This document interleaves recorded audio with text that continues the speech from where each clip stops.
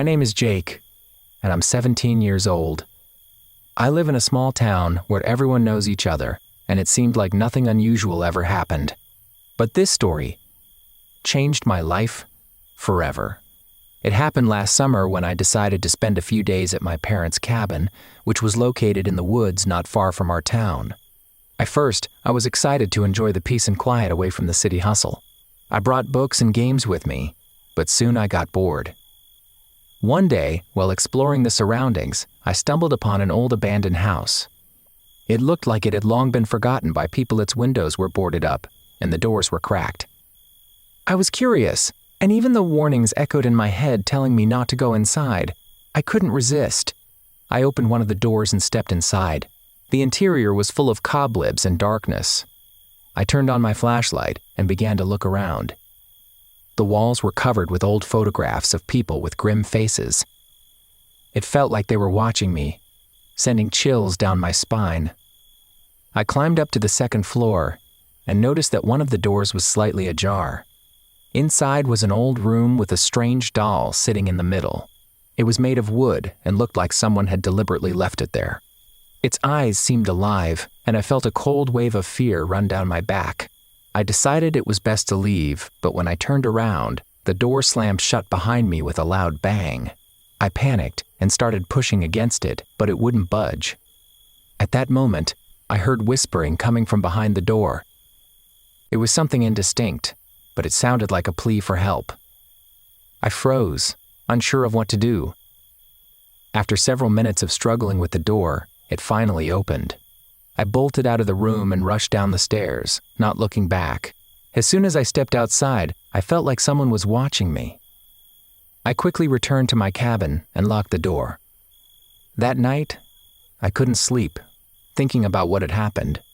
I took my phone and, not thinking about the consequences, started searching for information about the abandoned house. What I found made me shiver. They said that a family once lived in that house, and their daughter had gone missing.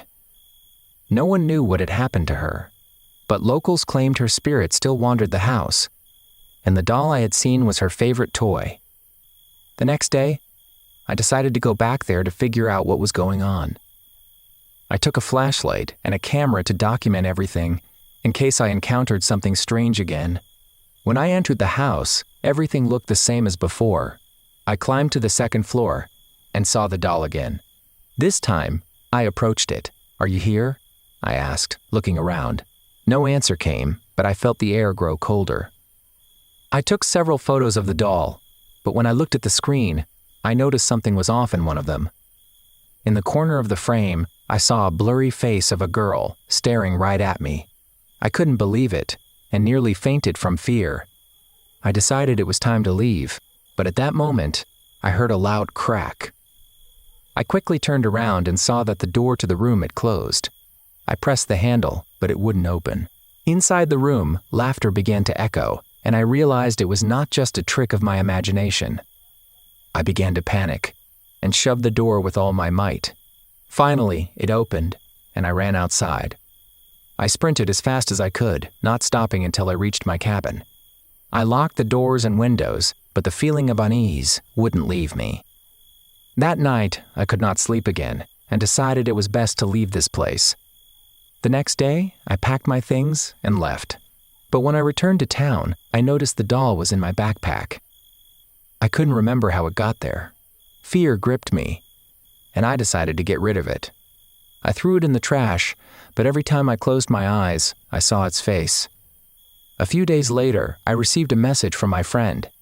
He said a strange photo had appeared on his feed. It was the same doll. I was filled with horror. I started receiving messages from strangers saying they had seen the doll in different places in stores, in the park, even in my yard.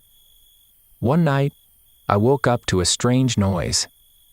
I stepped out of my room, and when I turned on the light, I saw the doll sitting on a chair in the hallway. Its eyes glowed in the dark, and it looked alive. I screamed in panic and ran to my parents, but they didn't believe me. They thought I was losing my mind. I decided I needed to confront this once and for all. I returned to that abandoned house, but this time I brought a few friends. They didn't believe me and thought it was just a joke. We entered the house, and I showed them the doll. But when we approached it, something horrifying happened. The doll started to move, and the room filled with cold. I heard someone whisper my name, and at that moment, one of my friends collapsed on the floor as if someone had struck him. We panicked and fled the house.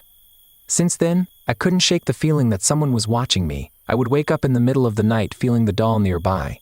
I didn't know what to do, and each day became worse. I could no longer study properly, and my parents began to worry. One evening, when I was alone in my room, I decided I needed to find a way to free the girl's spirit. I remember reading about rituals and how to help spirits move on. I gathered the necessary items, candles, and the photographs I had taken in that house. I gathered all my courage and began the ritual. I spoke the words I had learned, and at that moment, the room grew cold. I felt something was wrong. And suddenly, all the candles went out. I closed my eyes and heard the girl's voice whispering to me, "Help me." I opened my eyes and saw the doll moving toward me. It approached and spoke, "Thank you for coming.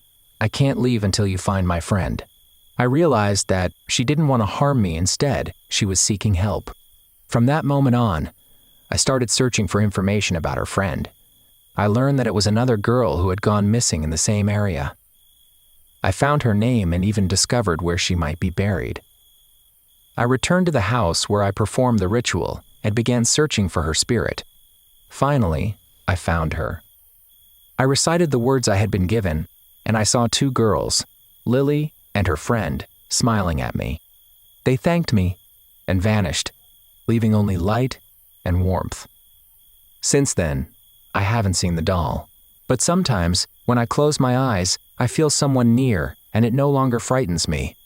I know that I helped them, and now they are free, but I will never forget that terrifying experience. That house, that doll, and those dark days will remain in my memory forever.